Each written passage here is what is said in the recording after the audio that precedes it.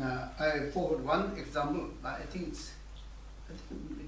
it can be important to tell that some people say that now we are too late because, for example, me, I was born in a Buddhist family, and since my childhood, I was brought up in a Buddhist family, and I stayed in a monastery, and so in this way, I had some sort of more privilege. But then some people say that, oh, we are brought up in this, and so now we are also called a little bit aged, it's like 30, 40, and then 50s. No, there's not much chance, so like this. So also make some excuses, you see, which I heard quite commonly in Europe and also in America, and not much in Israel. No, they don't say like this. You see, have to do okay like this. So for that, I thought of putting this example, telling this story of example. Of course, there are many, but one of the example which is very common in Tibet is there was a man called Begweji, Begweji, and he was really terrible person. He was very, since his childhood, he was very terrible, and then he became like what we say, robber, and also dacoit, stealing and bullying and killing and hitting and all like this. Very strong, and he was, but he was doing so many terrible things. You see, terrible things. You see, and then it went on and on. Okay, and then so many people are really afraid of going on that way. Okay. Everybody says, did you see Begweji? If someone says, yes, we saw very far. And then no one goes there, you see, because he robbed everything. And it was very terrible. And then one of the interesting story was, he was so terrifying that when the women are delivering baby, so there's quite a difficult situation that they can't throw it out. If someone tells them, no, backward come, then it immediately delivers, you see. So it was so terrifying. That was one of the examples. And one day he was going on the path, and an old lady, he was going there. And she inquired that Begweji saw on the way. No one said, no, we didn't see any Begweji there. So I think today you can just feel free to go there. And he went, old lady, he went. And all of a sudden he met Begweji. And he didn't know that he was Begweji. And she asked, did you see Begweji? And then he said, yeah, I'm Begweji. And she fainted, you see. She was totally fainted, you see. Totally fainted. And then he thought, okay, oh, I didn't do any harm. I even didn't say any sort of harsh words.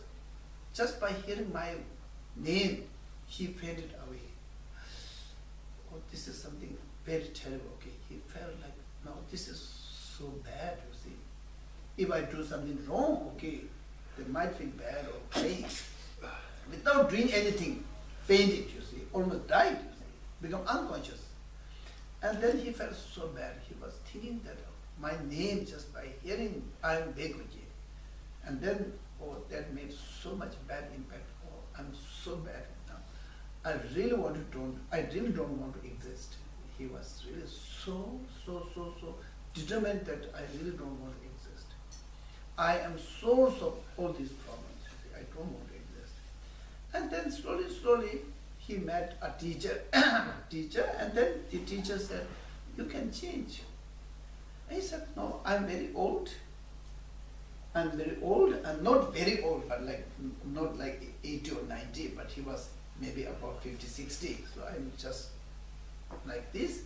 I can't change. Buddhahood is very difficult, and then practicing and everything will be, first I have to learn, and then I have to practice.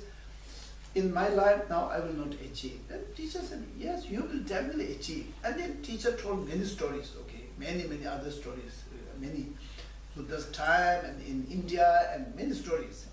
And slowly, and then he started saying, oh, maybe, I think I will try. Okay. And then when he said, I will try, and he really tried, okay, he really tried to receive teaching and practicing, receiving teaching, practicing. And at a time, he became like Geshe, okay, Geshe, then his name was Geshe Bekwaji. And then he said, he wrote many, many nice poems, you see. When I was just running, for the food and name and shelter, and all the food runs away from me, all the clothes runs away from me, okay? Now I say, I don't want anything, okay? I just wanted to renounce, and all the food and everything is coming towards me. Yeah, he wrote a very beautiful. So this person is one of the examples we use, okay? If someone says that I'm now aged and so I can't do this, and then we use this as a living example. It really happened, you see, really happened. So we should not make any sort of excuses that I'm now aged, I can't do, don't say like this, and just do it, okay?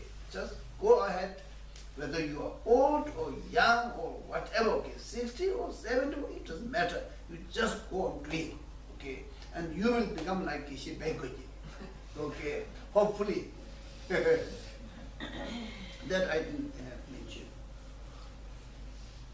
Okay, now I hope that I motivated a little bit to cultivate Bodhicitta, okay? And then I defined Bodhicitta in the beginning. Do you remember the definition? What is Bodhicitta? Bodhicitta is the mind, very, very strong, developed mind, which is intending to achieve Buddhahood for the sake of every sentient being. And that is the why we have to achieve Buddhahood. Why Bodhicitta is thinking that I wanted to achieve Buddhahood? Why? Why he didn't say that I wanted to go and work and then keep some bread for the poor people? Why he didn't say? Why he said Bodhicitta? Why he said I wanted to achieve Buddhahood? Why?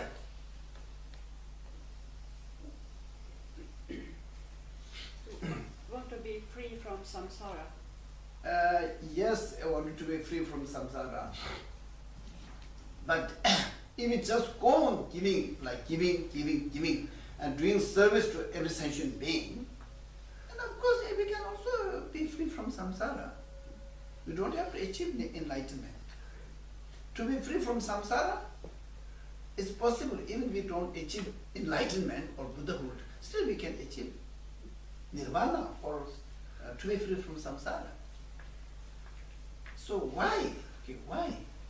In Belgium, I met a very critical sort of young 9 people, very critical 9 young people, and it was like a closed-door meeting, okay, because they really wanted to ask very critical questions, especially related with the Buddhism.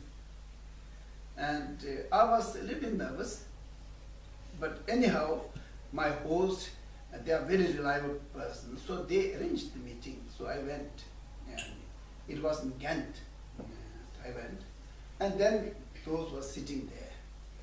And one of the question they asked was, you respect Buddha. They are pointing to me, okay. You respect Buddha. And we will say that Buddha was a very, very terrible person. How? He left his wife and he left his son, ran away from the palace. How can he be like this, you see? If he is not a good father, and how can he do something for someone else? What do you say about this?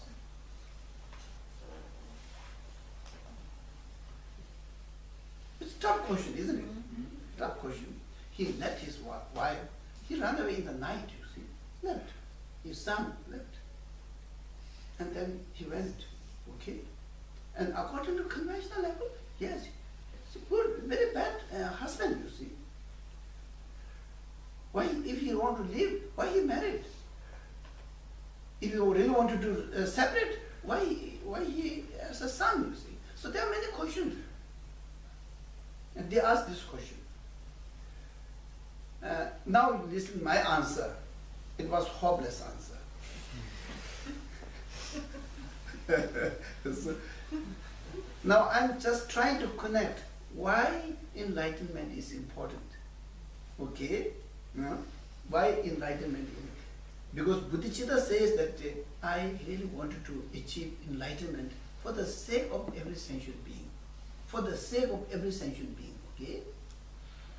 Now I'm telling why Bodhicitta is important to do something for every sentient being. Why it is important?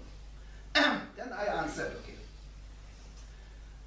Yes, from your perspective, okay, from your perspective, maybe your question is relevant, but I have some reasons. Because of this, I don't agree with your logics. And my reasons were that if Buddha didn't go to do meditation, instead if he remained in the palace, then he might have been good, successful king. He created some history and might have done some good things for his subject, you see. And he would never have given this teaching, which we are now using, and millions of people used, and many achieved like a high state of mind, you see. And this profound teaching, what we are now listening today, and even this teaching is, even for the scientists, this is relevant, and psychologists is really relevant, and then the philosophers is very relevant, and if we really wanted to live a very nice life, it's relevant, okay. And he knows this, okay, this teaching will give so much immense sort of help, support, wisdom, compassion, bodhicitta, everything, okay, tolerance, 6 perfections, so many things which we really need this time. And that was possible if he achieved enlightenment. If he remained at home, he might be a good father, king. Maybe he might have been a good king, but this teaching will never happen, you see. Never happen. So we are very fortunate. Very fortunate. He sacrificed 2 people. At the end, both of them become his disciple, you see. At the end, both of them become very good disciple. So it is, so in this way, we have to say that if he didn't achieve enlightenment, I think he will be never able to give such a wonderful teaching, this teaching. After 2,600 years, still this teaching is so relevant. Now, these neurologists, okay, they are also studying Buddhism, say that I think there's so many sort of things to learn to make ourselves healthy.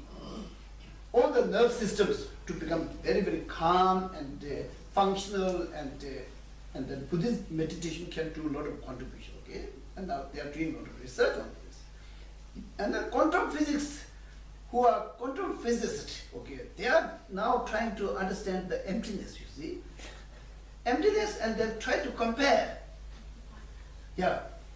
So see, okay, and this is a big area.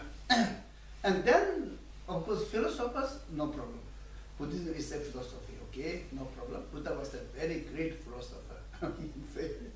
And then now psychology. Oh, there are many, I met many experts in psychology, okay? And I have given a lot of talks and lectures in the university, invited by some psychologists, you see, doctor of psychology, doctor of psychoanalyst. So now they are also studying Buddhism to enrich the area of psychology, you see. Now they say that Buddhism is the best psychology. Yes. So in this way, Buddhism is a very, very good I don't know, religion or whatever, philosophy, or whatever you say. Okay, it's very good. That was given by a person who was enlightened. Okay, if he was not enlightened, I think he would not have given this teaching. Because of this, because of his enlightenment, and this teaching gives so many services to so much human beings, you see. If you read all the history in India, in Tibet, in Mongolia, in China, everywhere. So, because of this, enlightenment is important. Therefore, Bodhicitta is aiming to achieve enlightenment for the sake of every sentient being, so that whatever they do, it will be done unmistakable. Okay? Otherwise, if I have to do something, I might make mistake, you see. To some area I can do quite well, and then I have a lot of limitation. If I'm enlightened, then there will be no limitation, you see.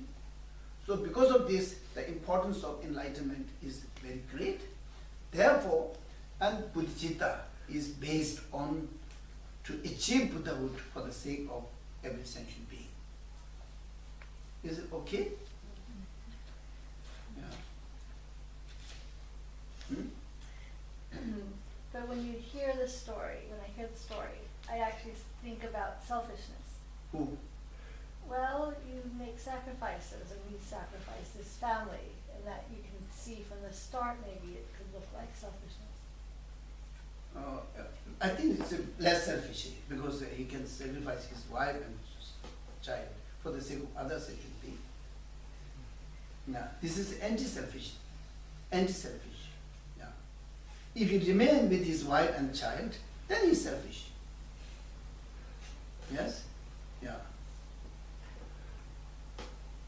Do you have any argument? No, I'm just thinking about time. Maybe are you saying that's at the time when he made the choice? Yeah. He was conscious about his path for enlightenment, or was he just searching? Yeah. Because the enlightenment, just about how we make our own choices and how he was making the choice, you see. He was making the choice whether he remained as a father figure or king. And that also he can do some good things, you see. But then we put these good things one side and then try to achieve enlightenment. And whatever good thing he did, put on other side, okay? And then he will wait. Okay? And this is the way the wise people do, you see. Yeah. There's a small disadvantage. But then this side, so much advantage. And he has to decide, you see. Yeah. His wife might have felt very sad, you see. Embarrassed, sad. And then his son, Rahul, must have missed him. But that is only true people, you see. At the end, they also become so happy, they become his disciple, you see, ultimately. In this way, that is because he reduced selfish thinking and he practiced Bodhicitta, and then it happened. Yeah? Yeah.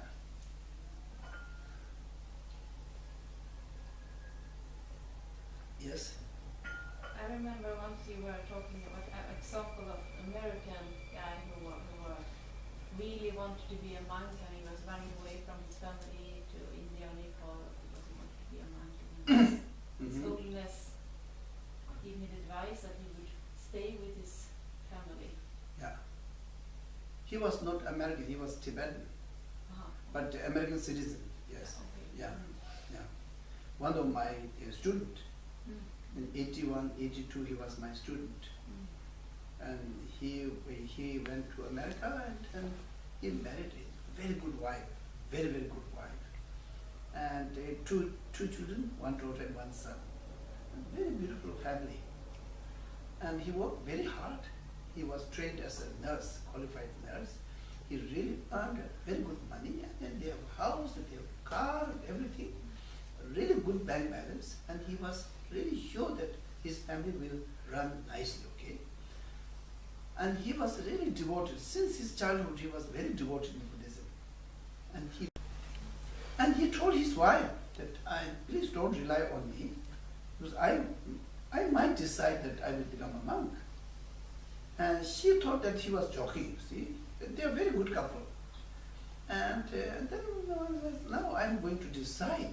Now I'm really going to decide to become a monk. And then she said, oh, okay, you try. You go, you try. Okay. And he came to India. And she know, his children also know. And he came to India.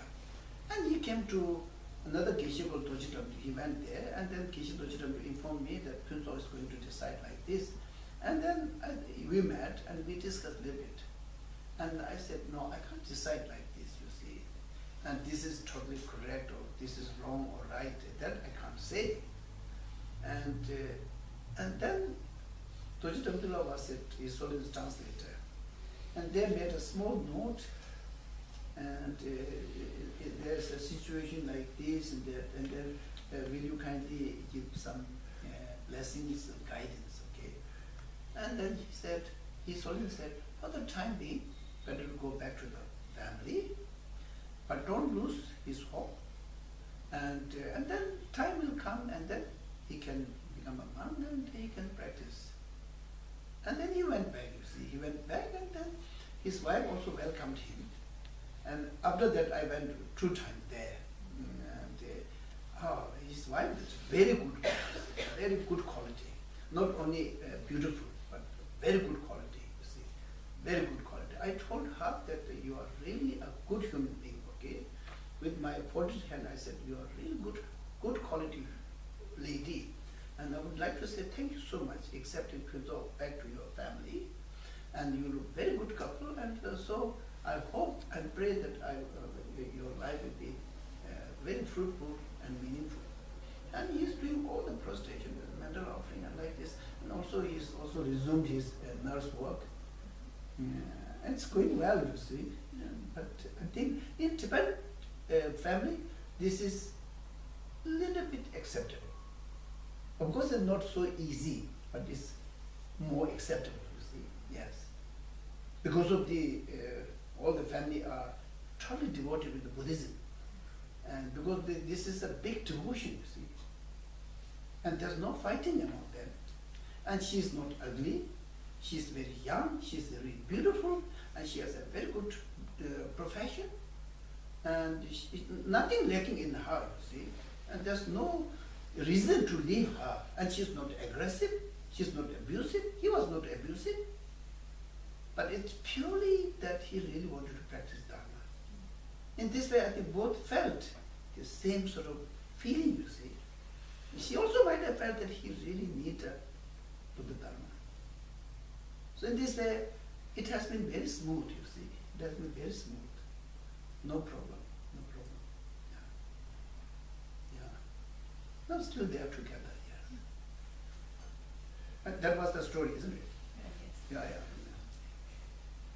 Did I tell something differently or no? I think that was yeah. Story can be this is a real story, okay. Otherwise it can be like a little bit adding and subtracting. Yeah.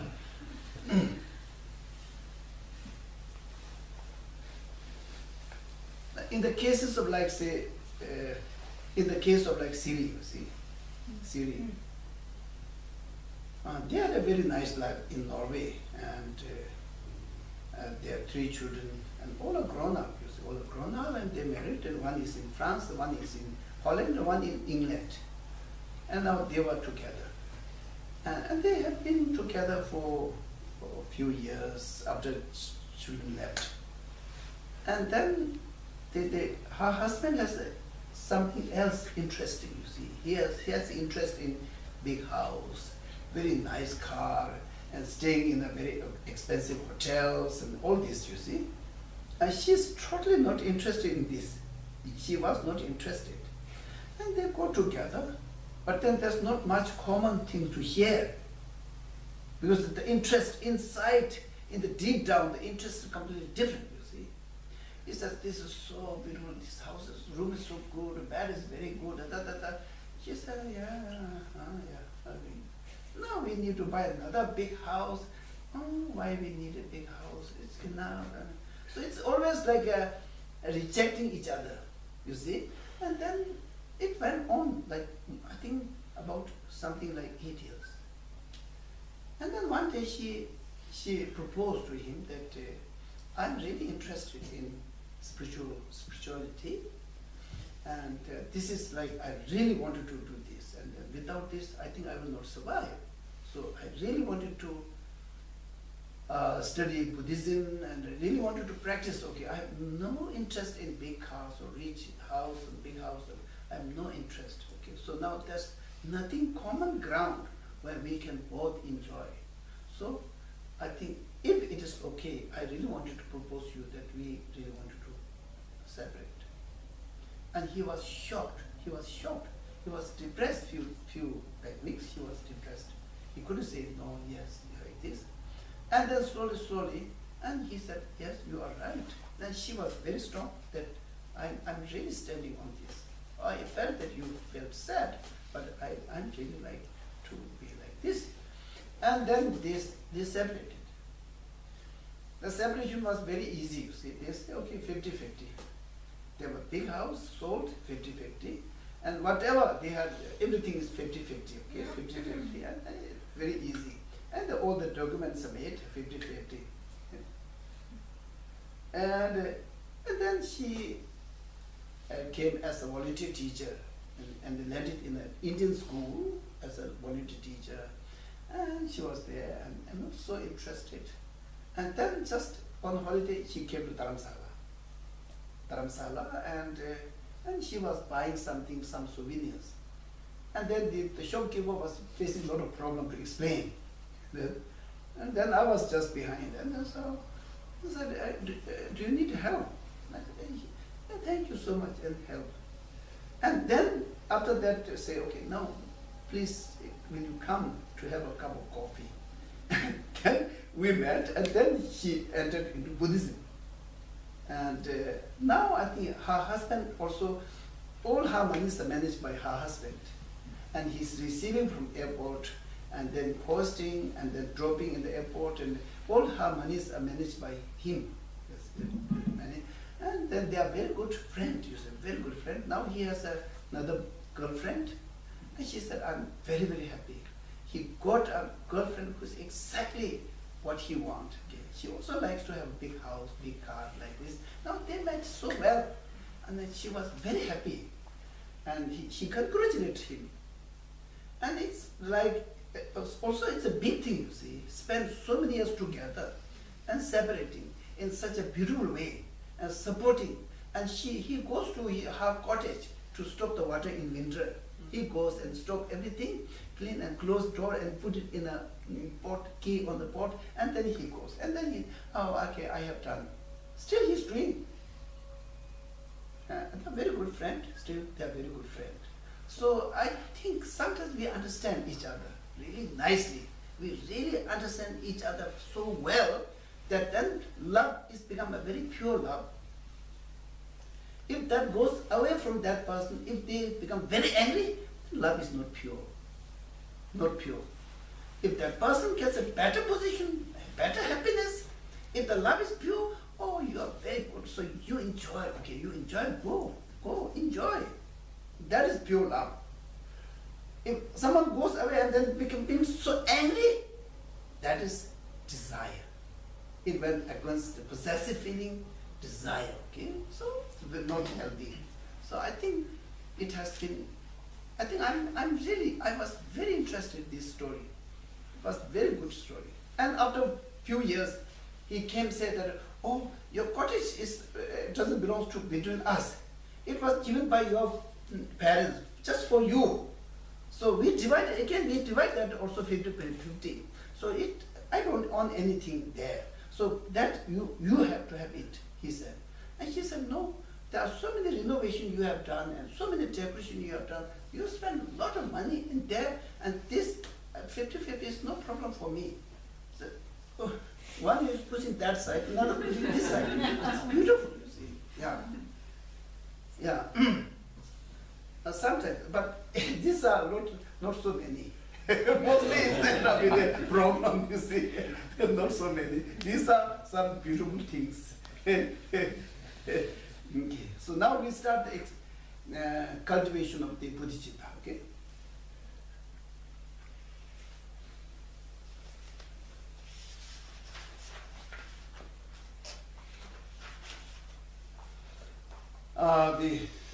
Now this technique or method of cultivating Bodhicitta is mainly, okay, every teaching has its own lineage. It has its own lineage, okay. This lineage is mainly coming from Buddha, and then Manjushri, and then Nagarjuna, and then Chandrakirti, and then like Shadideva, and then to Tibet, and like this, okay? So other one is a little bit different, that I will tell after lunch. So this teaching lineage, why teaching lineage is important? If I give teaching on compassion, or Bodhicitta, I really have to have really authentic teaching from someone who is a very authentic teacher, okay? And otherwise, if I just give talk, that is okay. But then if I have to give teaching who wanted to practice and develop Bodhicitta, then it is not relevant, you see.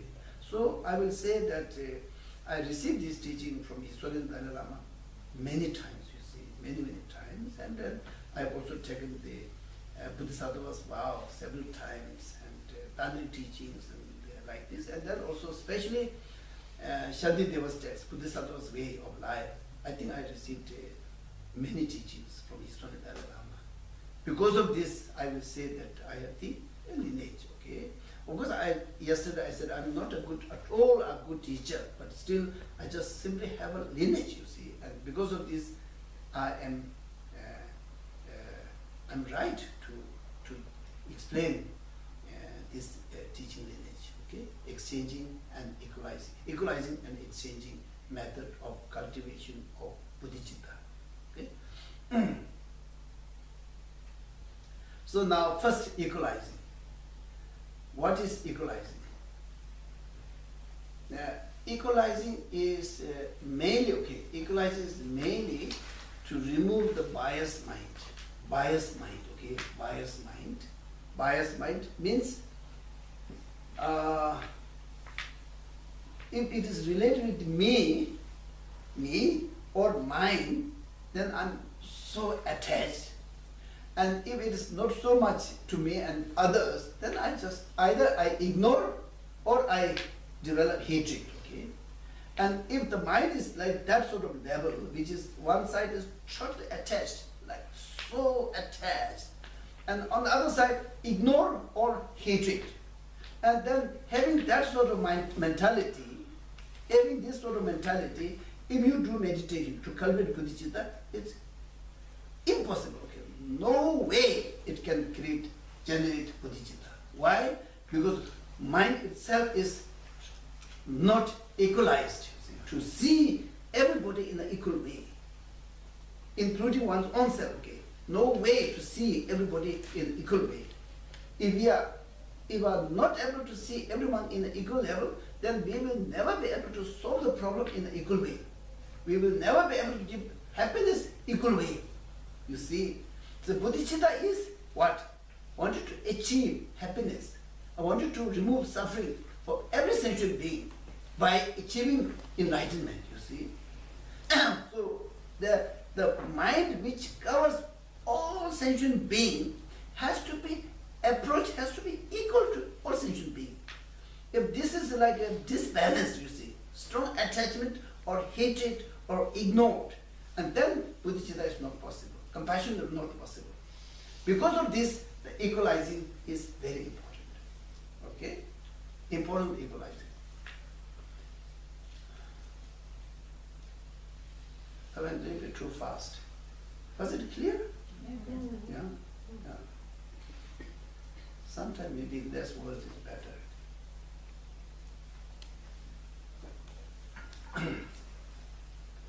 I use biased mind, okay? I use biased mind. Now, if we check ourselves, do I have biased mind? Okay? Do I have a mind which is totally approaching to equal to every sentient being, rich or poor or ugly or handsome or beautiful or whatever, okay? Professional or not professional, educated, uneducated, whatever, okay. Different nationality, different religion, whatever, okay. So if I have the same sort of approach, then my mind is not biased. My mind is not biased, plus my mind will not produce any sort of disbalanced versions or disbalanced decisions or disbalanced way of approaching or doing something, you see. Yeah, that is very very important, very important. So because of this, the first practice is that we really have to try to see every sentient being in an equal level, okay? And then the question is it possible? Is it possible? Some people are very nice, some are not nice, some are killing so many people, and some are very, very doing lot of service and very good, okay, compassionate, generous, and some are really terrible. Their motivation is just to kill and destroy and disturb, you see. And how can we equalize this? How can we see these two extreme contrast people in an equal level? How can we see this? Yeah. The question, this is very difficult question, you see, very difficult question. And then Buddhism says it is possible. And especially in the Mahayana tradition, it is possible. Okay, it is possible. It's possible.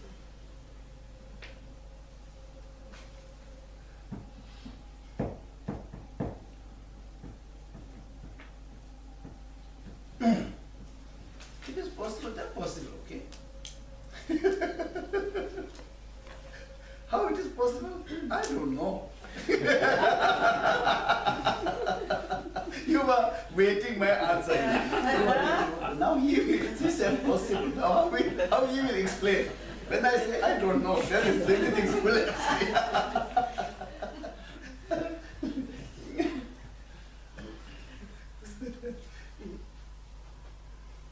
Next teacher will tell you.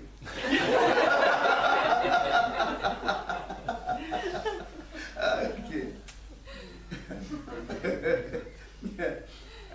Or I think I have to say something else. Money comes, then tell you. Money comes.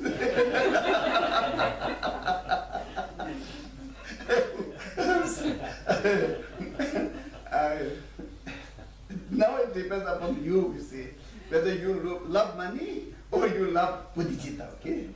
So, very practical question, you see.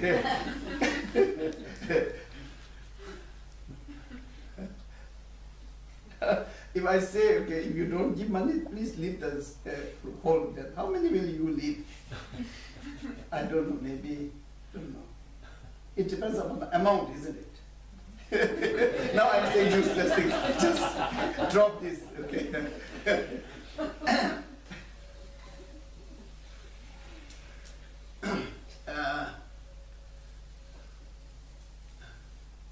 Okay. There are few reasons, okay? Few reasons to build or to develop equalization. There are few reasons, okay? One of the reasons is that is quite simple. Okay, quite simple. Say that is there anyone who don't like to enjoy or who don't like to have happiness? Okay, there's no one. Okay, no one. Even the cats or dogs, they also wanted to be happy. You see, among the sentient beings, there's no sentient being who really wanted to suffer. Voluntarily, I wanted to suffer. If I suffer, I enjoy. Nothing like this, you see. Okay. Whether those people are our enemy, or whether those people are my dear friends, or whether these people are totally neutral for me, but including all, okay, wanted to be happy, okay. And then on top of this, no one wanted to suffer. No one wanted to suffer, okay. No one likes to suffer, okay. Okay. Everyone wanted to be free from suffering, and everyone wanted to be happy, and no one wanted to be suffering. So because of this, logically say, okay, logically equal, you see, equal, because no one liked to suffer, and everyone wanted to be happy. And if this is the case, then why we think like this? I love my mother, I want to make my mother very happy. And some old lady there, okay, they will manage by themselves. And those old ladies, very bad. I will let that old lady want you to collapse. So where's this coming from? You see? If everyone wanted to be happy and everyone don't want to suffer, if this is the same, you see, logically, there's no problem, you see. This is true, you see. This is true. Now, where is this coming from? Why is this coming from? So attached to one group, so detached, hated one group, and then something neutral, neither good nor bad, neutral. Where is this coming from? How it arises, you see. And then because we can explain this, how it arises. And then, is this good or bad? Do you like to be a friend of everybody? Or do you like to have, always do you like to have some group of friends who are totally against you? I think we will say that I really like everybody to be my good friend. You see? If I really wanted to be a good friend, everybody wanted to be a good friend, that's only one solution, you see. And then you have to drop hatred to group of people, and ignore other group of people. Just try to see same level in the same as you see your friends. Then only you will be able to have everyone as your friend, good friend, okay? And that will be reasonably, not reasonable. This is 100% very good, you see. Yeah. And is it possible? Yes, it is possible, you see. Someone today is a very good friend of mine. Tomorrow might not be a good friend, you see. And someone who was really bad last year, and slowly, they become good friend, you see. It is possible. Change is possible, you see.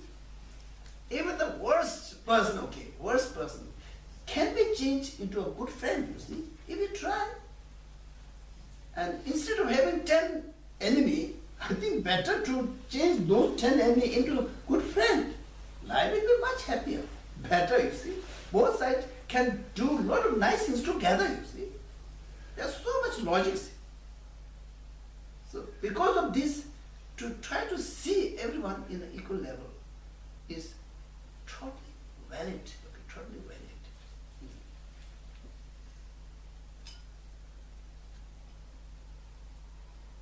Did I say some reasons? Is there anyone who wanted to say that this is not valid, okay? It's not valid, and if there's no reason or there's no logic, so it is so impractical, or whatever you say, okay, just then I can explain more. I really believe, one of my stand is I try very hard not to lose any friend. If they die, of course they die. Otherwise, I will really try to keep my friends whole life, you see, whole life. And because this gives so much positive energy. And then because of them, more friends we have, and then friend multiplies, you see, multiplies. Yes. If we reduce one friend, and multiplication becomes smaller. If we reduce 2 friends, multiplication becomes smaller, you see. So I strongly believe in this. And my oldest friend is since 1964. Yes, still we are friend. He's old, of course 80 something, and I'm very, very young, 66. Very, very young. Next year I will be 65.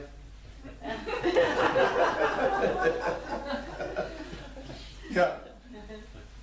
So when you see that, more friend I have, and more problem I can solve, and more happy I will be, and then why don't I try to bring those group of people whom I call as enemy, why don't I try to make them friend? It is possible, you see.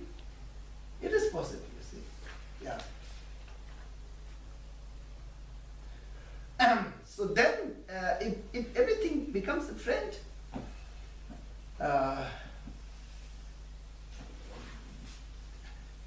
world is fighting, okay, world is now fighting each other a little bit like this, it's because of not cultivating this sort of mentality, you see. If everybody really develop this sort of mentality, and then I think we will have a really good, peaceful and non-violent world, you see. To understand that everybody likes to be happy. No one wants to be unhappy, suffering, you see. So we all have to try. Okay? We all have to try to see in this way and try to develop friendship. And this is possible, you see. Even the worst person, okay, most cunning person can be changed into a good friend. It's possible, you see. So many examples, so many examples. So now equalizing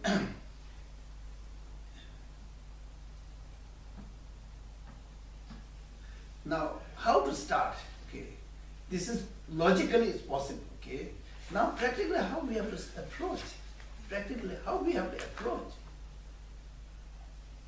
Yeah, practically. Now then we talk about attitude. We talk about attitude, our attitude. If our attitude towards other human being or other sentient being, if our attitude is negative, then they will have a negative impact, you see, and then we will never be succeed to develop friendship. If our attitude towards other human beings or sentient beings are positive, and try in a positive way, and then we will succeed, you see. So the attitude here, okay, now only thing we have to do is we have to change our attitude, okay? Just like the same thing, okay, same person, if we build a positive attitude, so easy to talk with that person, so easy to communicate with that person, and so easy to develop friendship with that person, if we develop positive attitude, okay? If we develop negative attitude, even someone's father or mother, okay, still we can be very difficult. So it's totally dependent upon attitude. And then to build positive attitude, is it possible? Yes, it is definitely possible. Okay. Something which, no, don't go this way. This is possible, okay?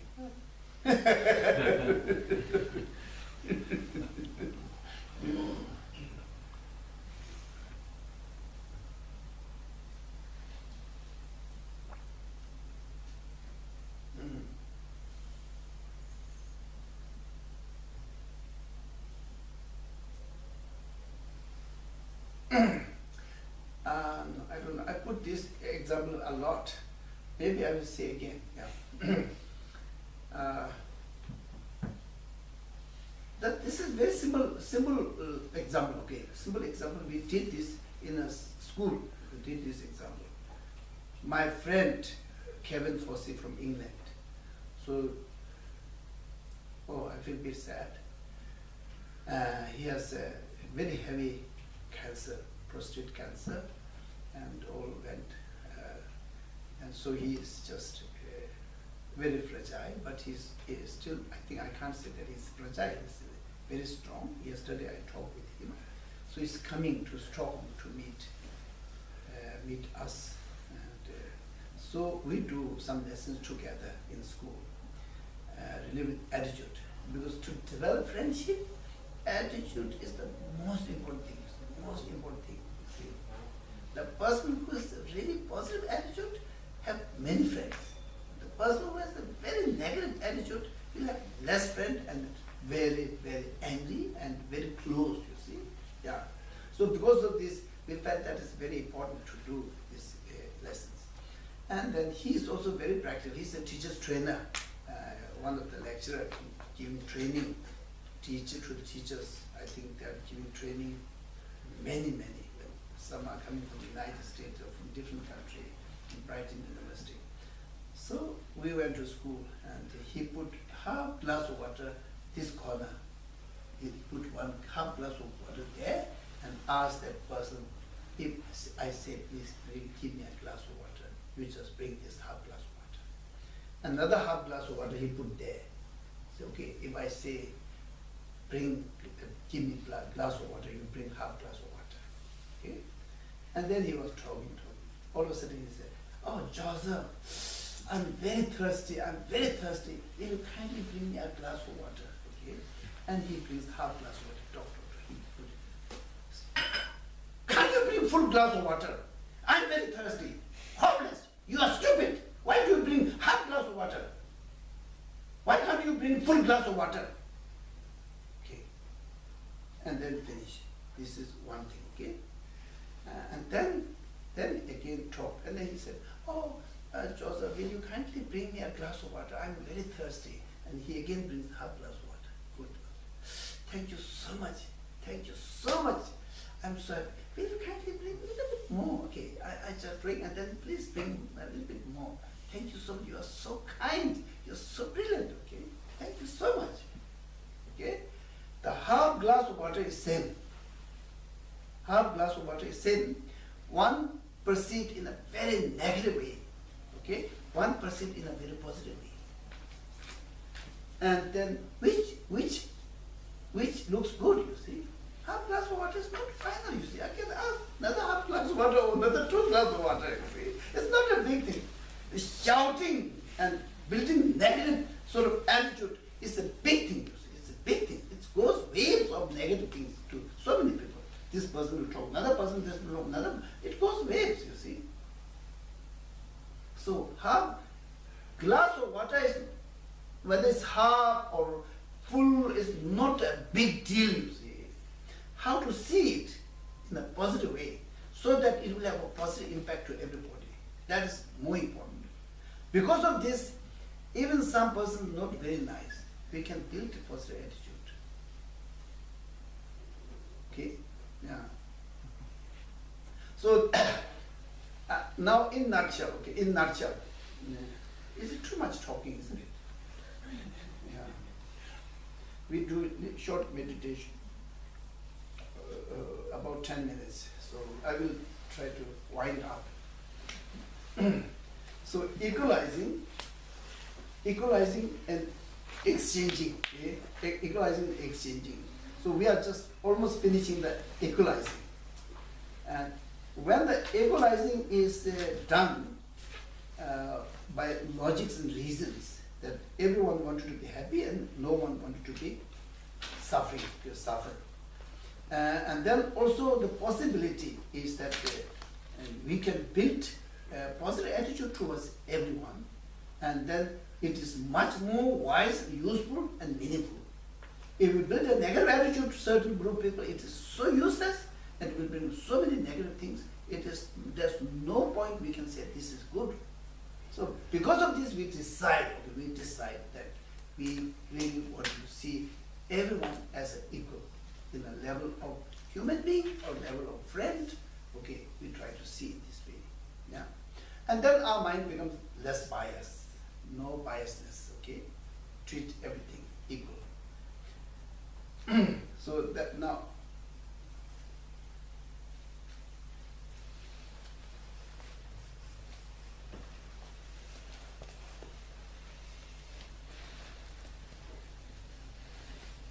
and then you can, this you can do the meditation, okay? You can do the meditation. This is called analytical meditation. This is analytical meditation. Why? We are analyzing. And negative attitude is good or positive attitude is good, which one is good, and do they love happiness or do they love suffering? Also we are analyzing. Through analysis we get an answer, okay? And then we have to practice this in our daily life and also in the meditative state. So doing meditation on equalizing is what I explained, okay, what I explained. And then every one of you have a certain group of people you really, really don't like. Every one of you have certain group of people you really love. Okay? And then there are many, many big groups which we ignore, even we don't know the name, you see. So now you have to just try to see, okay? Try to think that you think all these different, three different categories of human being, and then you started to think that neutral person, towards neutral person, you try to develop that they are also looking for happiness and don't want to suffer. So bring those neutral person which are quite far, try to bring closer to your heart, saying that they really deserve happiness and they don't deserve any sort of suffering. And I am really wanted to help as much as I can to make them happy, and I will try not to harm anybody, and if possible I try to remove the suffering and source of suffering. And then in the same way, those people whom I love are also same category. I will try to do equal, no bias. And then in the same way, those people whom I thought that they are enemy, but actually they are also looking for happiness. They wanted to be happy and they don't want to suffer. If I try to do good things to them, if I try to help them to reduce suffering, they will become my friend, same as others, okay? So therefore, now all these three different types of people, I try to see them in a very, very equal level, with profound logics and reason, and I try to see in an equal level.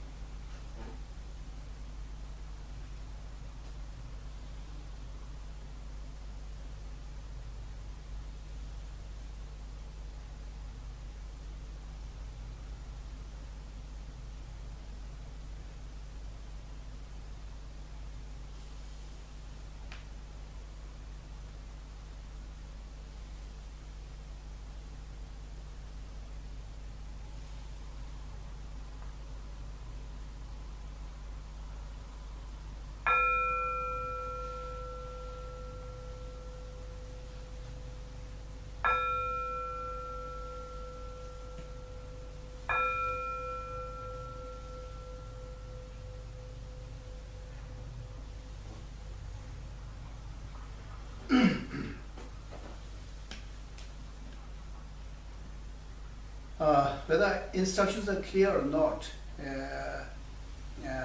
you have to again reflect back and back, okay, reflect back again and again, again and again. And you put your logics. This is very simple logic. It's not a very complicated sort of issue. It's a very simple logic that everyone wants to be happy and everyone don't want to suffer. And more friendship we develop to everybody, that everybody will be happy, you see, including one's own self. So this is a very simple logic. And based on this, it's possible that we develop equality towards every sentient being.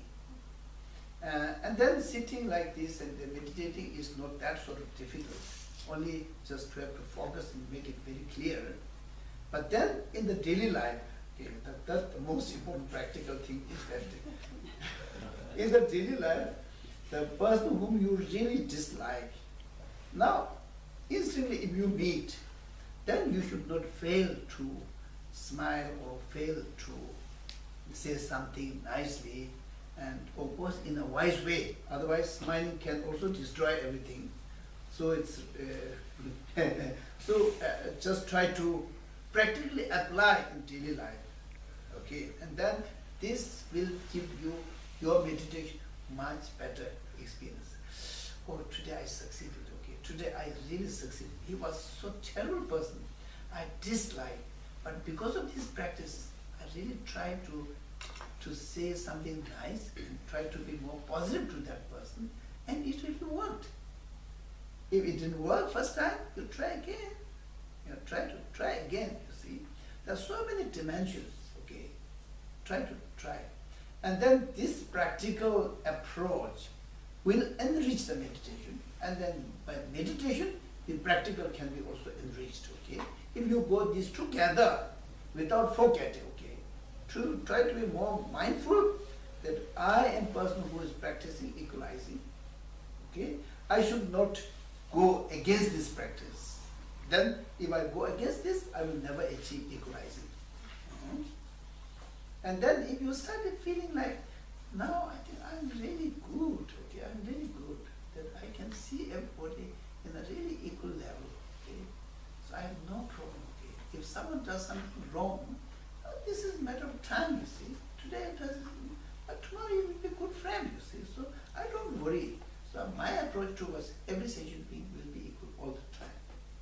And then, having this as a base, this is called Tamyong, okay, in Tibetan we say Tamyong. Then this is like a fertile land, okay, fertile land, where if we put really good seeds, it can grow very nicely. So then we put the seed of compassion and loving kindness. Then it will grow. And this loving kindness and compassion will be really unconditional or international or universal compassion and universal love, because our approach or attitude towards every sentient being is equal. And then our love will be also equal, our compassion will be equal, and then that is the best base to cultivate Bodhicitta. Okay. Now, so, and then I think we might do next we should exchanging we do short after lunch. Not now, no.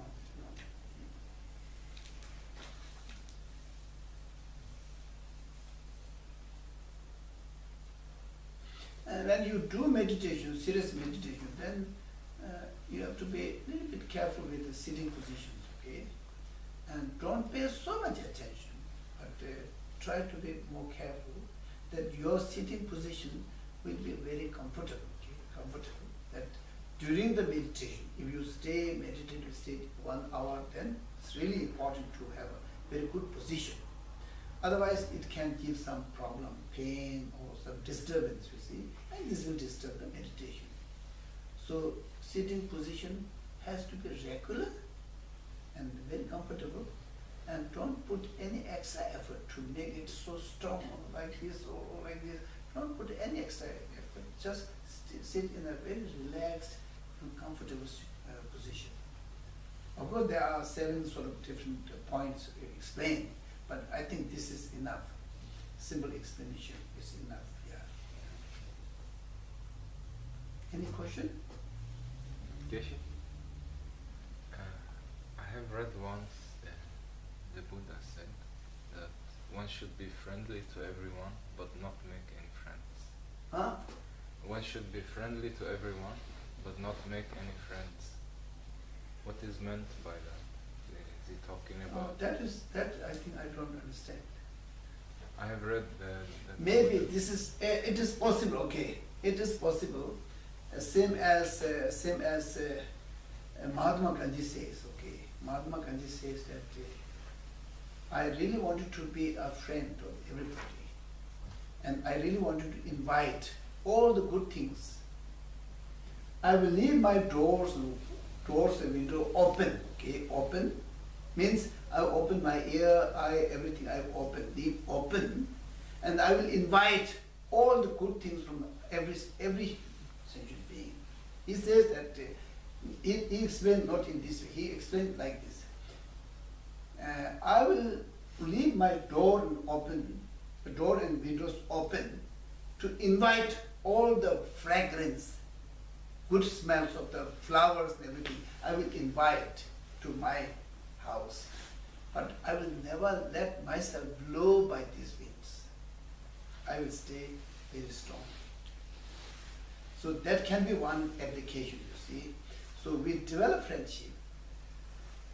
If I develop friendship with a person who likes drug, I really wanted to be friend of him, but then I don't want to go so close to him so that I will be eaten by the drugs. You see. That can be one thing. Then I'm blown by that wind, you see, wind of drugs.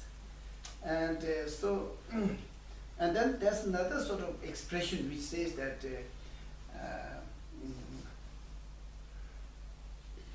to develop friendship is very good. To develop friendship is very good, but then don't go too close. Why? Because if we have a fire there, okay, we need a warmth. So we need to stay in such a distance that we get the heat. But if we go so close, we will be burned, you see.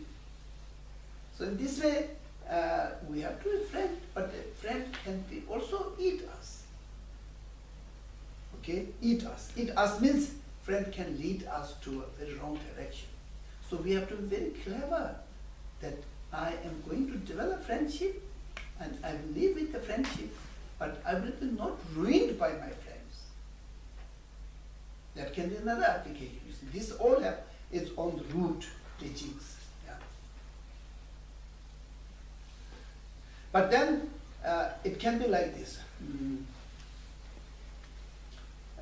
Tube nyumon tasi nyumon tende kansa means Buddha saw sentient being. Buddha saw the destructive emotion within the sentient being as an enemy, but not the person who has destructive emotion. Okay, so Buddha tried to help to remove the destructive emotion within that person. Really try very hard, fight against this, but not the person. Okay, person has to be treasured, but destructive emotion has to be removed. And we don't see it this way, and then we might be trapped into their destructive emotion in us, you see. So in this way, there are certain sort of expression. It can be many expressions. Today, this I like very much. Okay, I try. We mix. The person has anger, and we see that person as a very bad person. Actually, it is not. Okay, the person becomes bad because of the destructive emotion. So we really have to help that person to remove his destructive emotion, so that this person will be a very good friend of mine. So Buddha never surrender destructive emotion. Okay, say that you should not surrender destructive emotion. Means you should not use or listen to the destructive emotion. Okay, but you can be a good friend for that person, but you can never be a good friend to destructive emotion. If you become a good friend of angry, you have to be angry. If you want to be a good friend of desire, then you have to be desire, full of desire, you see. Then you will ruin by yourself. There are so many expressions, you see, yes. Yeah. I think I will finish it. Many answers. All are very, very important, very important. Especially, it comes to the biased mind. It's so important, you see. Sometimes we don't understand what someone is practicing, you see. And they say, I'm practicing. What? What are you practicing? I'm practicing Buddhism. And if you practice Buddhism, what do you do? No, I'm practicing. And I'm doing meditation. And then when you do meditation, what do you do? I meditate. What do you do? Exactly, what do you do during the meditation? I meditate. What are you doing exactly? You see? The main question is that whether you say practice or you say meditation, but you have to fight against destructive emotion. You have to reduce destructive emotion and develop healthy emotions. Then you are doing practice. Then you are doing meditation, you see. If you don't fight against destructive emotion, I don't know, where's the meditation, you see? You are taking rest, okay, taking rest. Like rabbit, you see, or like cat sitting on the sofa. Taking rest. And maybe that can be also meditation, you see. So, something has to go inside,